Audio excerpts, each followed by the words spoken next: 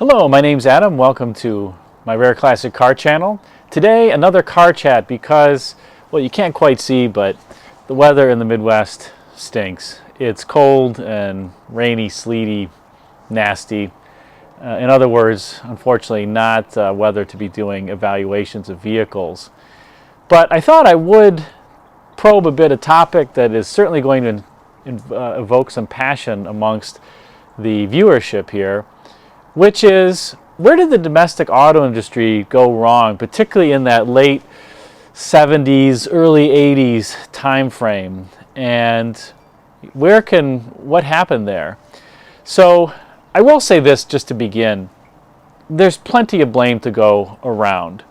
Everything from poor management decisions at the senior leadership level, the senior most leadership level, and even the board levels, to poor product planning decisions, to poor engineering, to poor union relations, to poor manufacturing methods.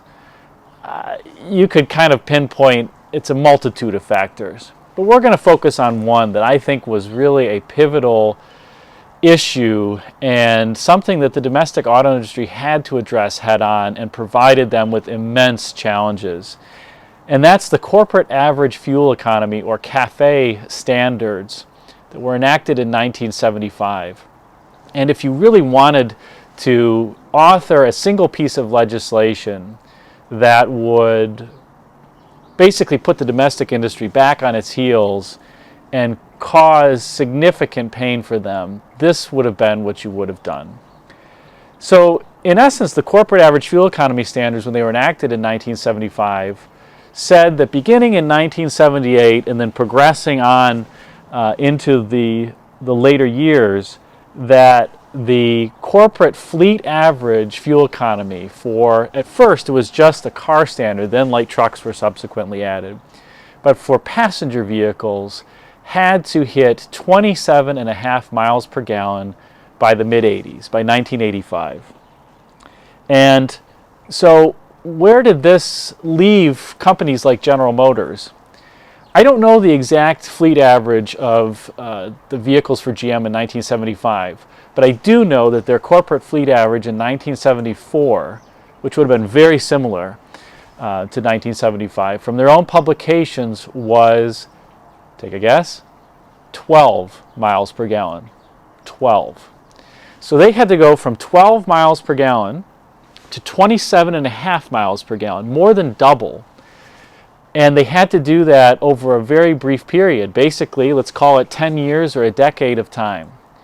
Now, bear in mind in the auto industry that at this time the planning cycle for vehicles was about 4 to 5 years. It took 4 to 5 years from the time that you were going to basically have a concept for a vehicle to have the first production vehicle come off the line, to do everything from the planning, the design, the engineering, the manufacturing, get that all set up.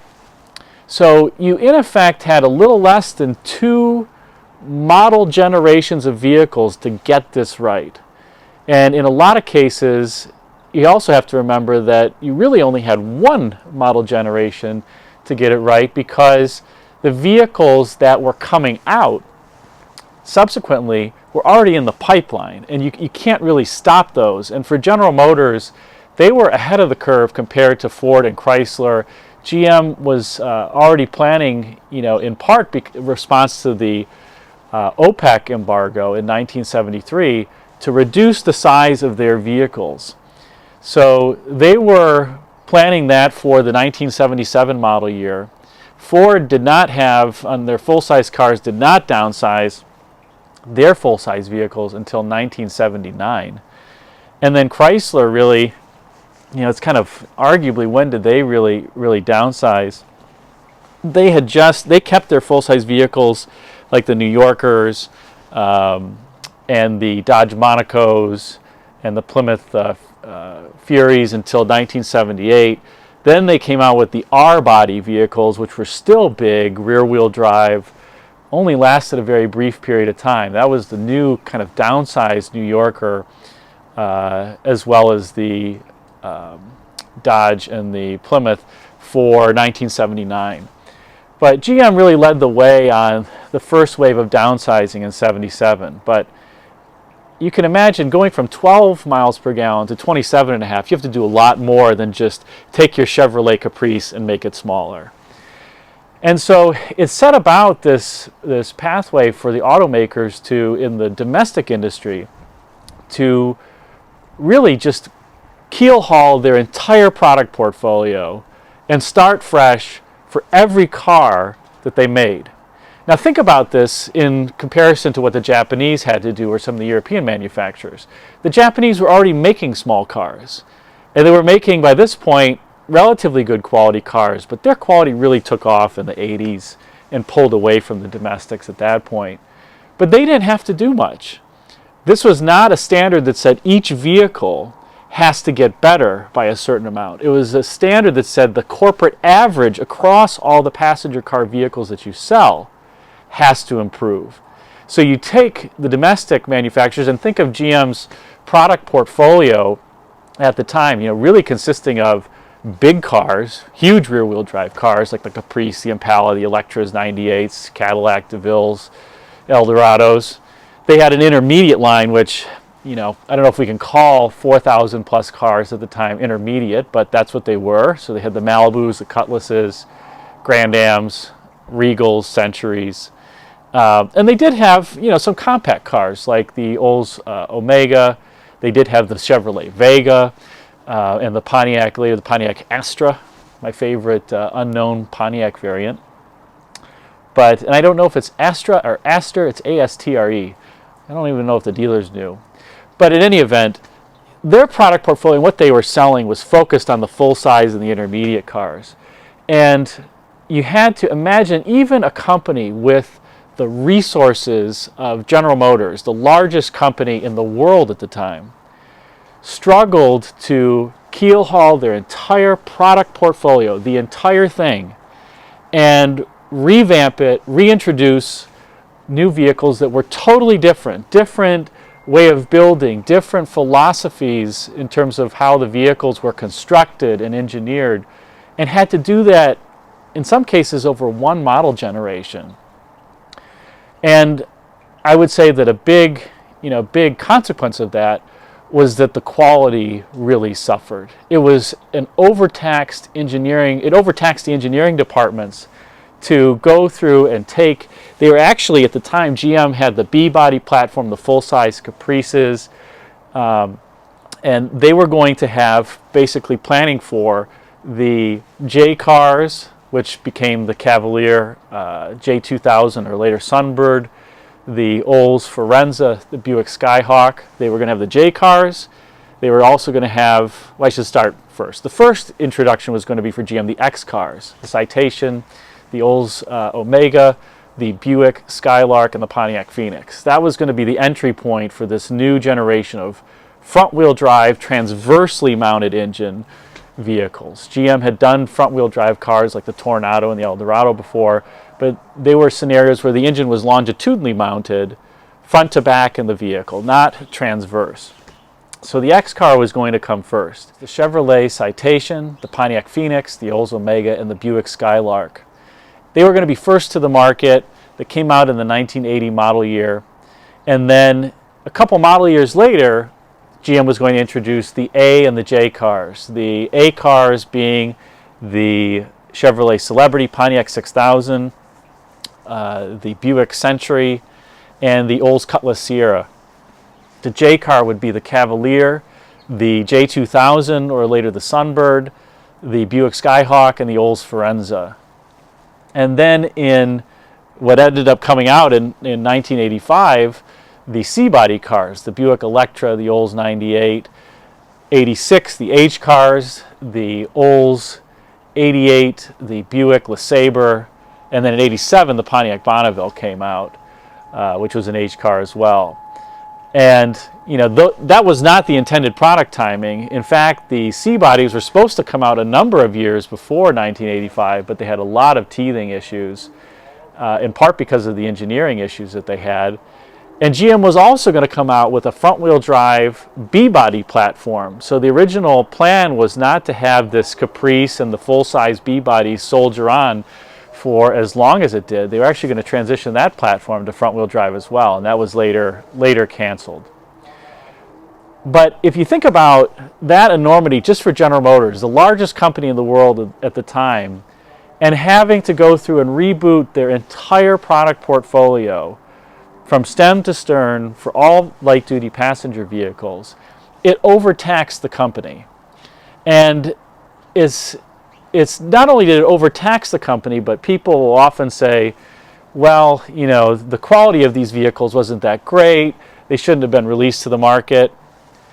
And, you know, I guess the retort I would say is there's not a great excuse for the quality being so poor, and it was poor, particularly in the early years. Now, if you get the later years of any of these cars, the X cars, you know, by 83, 84, the A bodies by the mid-80s, the C cars by 88, 89, they actually become very reliable, good cars. But in the early years, it was basically they had to release them. If they didn't release them, they were going to be in violation of the CAFE standard and put themselves at risk for large fines and penalties or further restrictions. So imagine you're trying to make a decision, do I release this vehicle to the public as best as I can in the time frame that I think I need in order to get my CAFE to the right place? And by the way, it wasn't just that this 1985 data point was put out there that they had to reach 27.5 by 1985. They had to make steady progress every single year along the journey. So there was actually standards. So by 1980, they had to reach 20 miles per gallon. By 1982, it was 24 miles per gallon. So there wasn't much time. In other words, the companies had to get moving and get moving urgently and sell vehicles. So unfortunately, some of the R&D went to the customers, which is never a good thing, and was being forced to be fixed in the field with a lot of recalls. But nonetheless, I think it's worth saying that this corporate average fuel economy standard was, number one, taxing in its own right, tremendously taxing for each of the engineering departments of the big three to figure out. And you can say even at the time AMC was around, and what happened to them? They recognized that, number one, they were in financial trouble. They had Jeep, which was starting to take off, but they couldn't develop a new small car that was going to be lightweight and in line with what was needed for CAFE. So they partnered with Renault. And we know how the rest of that story ends. Eventually they got sold to Chrysler, really because Lee Iacocca wanted the Jeep brand. He didn't want anything else. But you know, AMC was still making the Concorde, which was just a warmed-over Hornet from before, the Eagle, which was a warmed-over Concorde with kind of a Jeep four-wheel drivetrain. And from a passenger car standpoint, for AMC in the early 80s, even in 1980, they still had the Pacer. That was the last year of the Pacer.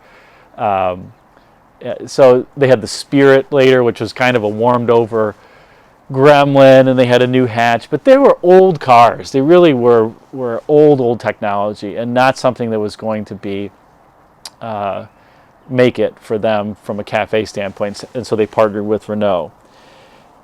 In any event, each of the engineering departments were really taxed, and so that on its own was really challenging, but it drove decision making that was also, I would say, challenging from a planning standpoint. So take GM, for instance. They, in essence, had to revamp a lot of their engine portfolio, too. And you get, consequently, engines like the Cadillac HT 4100 4.1 liter V8 that came out in 1982. Or the Olds diesel that they made in a number of different variants. A 350 cubic inch, a 260 cubic inch. It was either 260 or 265 cubic inch V8. And then they also had a 4.3 liter V6 diesel, all engineered by Oldsmobile division, which we can address. That's a whole other topic for another video, but let's just say they had some significant challenges with them in the early years. It was a gas engine that Olds dieselized, if you will, which is not a great thing. You know, a diesel engine has a lot greater stresses in it than a gas engine. And for those who don't know, the principal difference between diesel and gas engines is that diesel engines self-ignite. The fuel gets compressed so much that the fuel, when you compress things, they get hotter. And the diesel fuel gets so hot that it self-ignites on its own. And that's why you hear the kind of clanky noise of the old diesels. It's because the fuel is self-igniting. There's no spark plug to ignite the fuel and air mixture. And so it consequently sounds like spark knock if you've heard that in gas cars, because that's the same issue when you're getting self-ignition, albeit in a gasoline-powered car.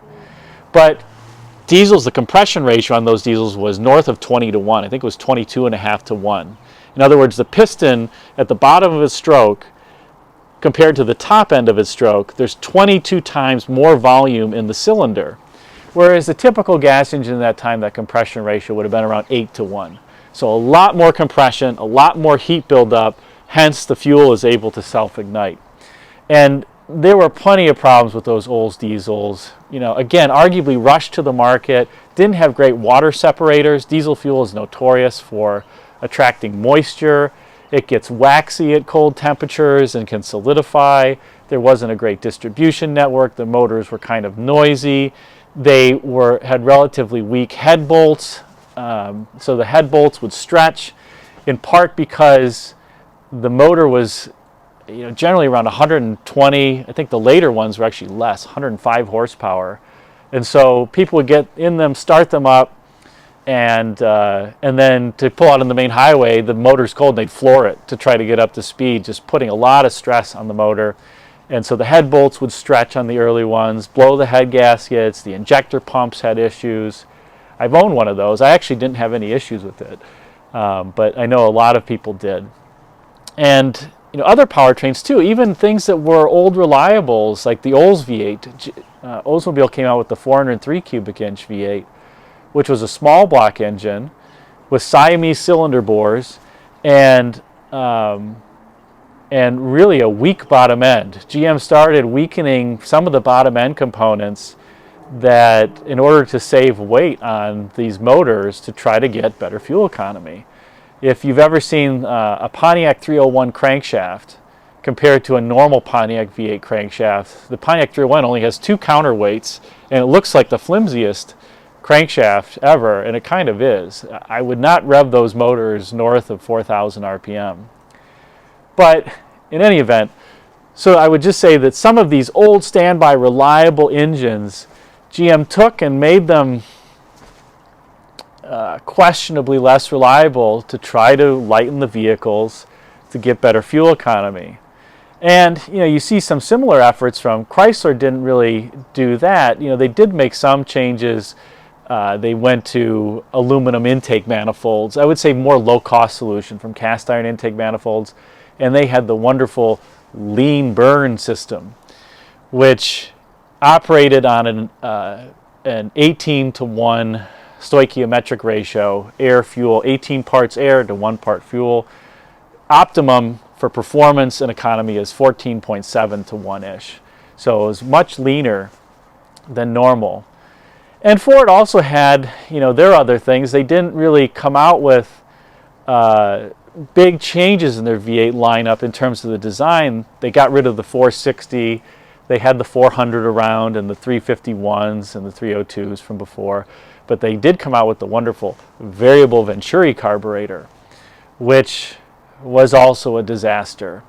So all of then they came out with the throttle body injection, and the early Ford throttle body injections tended to use different electronics than we use today. They ran off of higher voltage reference signals.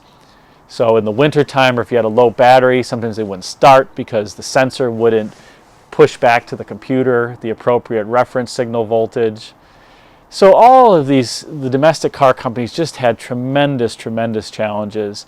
And I would say that when you take the mixture of coming into that period of time, already some build quality sloppiness, let's admit that, some challenging and questionable leadership decisions, and you throw this corporate average fuel economy into the mix for the domestic auto industry, they really produced some stinkers for the first years. And that just alienated the customer base. I think that, and it alienated it still to this day. Some baby boomers in particular They remember those vehicles, and often when you talk to people about what soured them on the domestic auto industry, it's not the cars of the 50s and 60s. The baby boomers often have a great love for those. Even the early 70s. It's the cars of the late 70s, early 80s, and through the 80s that really just turned them off. And, you know, for those of you who watched the video on my Olds Omega Brome, which I love as a piece of nostalgia, but if I were a customer in 1984 looking at that, and I drove that with the Iron Duke 2.5 liter four-cylinder off the lot, and then went over to the Honda dealer and drove an Accord, you know, I would have thought that the Accord had a very refined, smooth, velvety smooth powertrain. And, you know, if I popped the hood on the Oldsmobile, I would have expected to see something from a McCormick and Deer Hall, you know, tractor under the hood. It was so unrefined. But I thought I would just offer that little bit of perspective that this is also coming up again in the news with the Biden administration talking about raising the corporate fuel economy to, I believe, 48 miles per gallon here by 2026. I mean, pretty aggressive. They're still going through some debate on that from where it is today. But, you know, they're trying to push more toward electric vehicles, and I certainly understand that. But this corporate average fuel economy has been around ever since that it was enacted in 1975. It did stay flat at 27.5 miles per gallon for light vehicles for many, many years. And in fact, there was a little reprieve in the 80s under the Reagan administration where they relaxed it a bit for a couple years. But it in effect stayed at 27.5 miles per gallon all the way until 2010 from 1985. And now it's back, you know, back on the trajectory of going upward. So thought you'd enjoy that little piece of history. Again, you know, as we go through and talk more about these vehicles, good news is I found some people to interview who've responded and who can also talk about their time. One individual who responded to me was a test engineer at GM's Proving Grounds during the 80s and was responsible for ringing out all these vehicles on durability tests. That's going to be a fun one to talk, you know, with him, as well as some car designers who went through this era together. I even have some individuals who were, I'll say, senior executives, and then, you know, I have come into contact with some people who worked for them at that time, who later became senior executives. But it's interesting to hear the dynamics from them about how, you know, leadership perceived change and how each of the domestic companies was thinking about this differently. So I hope you enjoyed that little anecdote about the corporate average fuel economy standards. And I wish all of you a safe and wonderful new year. And hopefully you had a great holiday season thus far with your family and friends. Until we talk again, take care. Thanks for watching this car chat from the porch. Hope you enjoyed it. Please like and subscribe. You can subscribe by clicking the circular icon with the picture of the 67 Riviera in it to the left. Then hit the bell to ensure that you are notified of all my future videos. Also check out the links to the videos posted below for ones that may well suit you. Thanks, take care, and happy holidays.